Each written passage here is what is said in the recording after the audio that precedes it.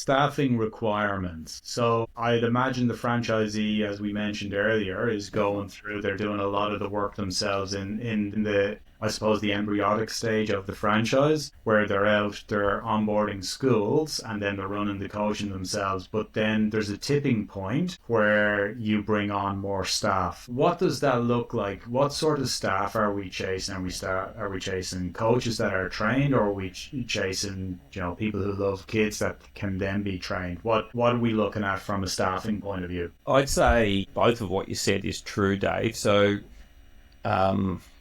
there's probably, with the staff, to be honest with you, a vast majority of our staff are casualised. Yep. And uni students. Yep. The majority of my staffing base still to this day would be, young adults from 18 to 23. Yeah. Now, there are exceptions to that, of course, and I'd say that'd carry true across all the zones. But as a general rule, the casual staff, often they're students that are studying something in line with sports coaching, so whether it's someone that's doing an education degree, whether that's PE teaching or maybe primary teaching, we have quite a few of both.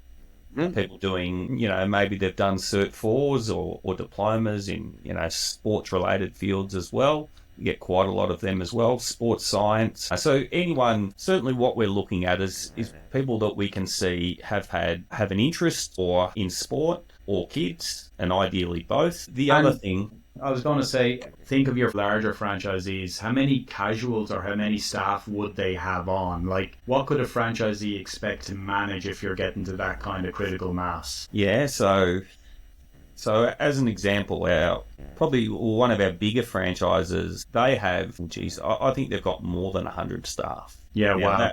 They've been in business for, must be nearly 15 years now. So they have a lot, but certainly we would have quite a few franchisees that would have at least 10 staff and up to like 20, 30, maybe even 40.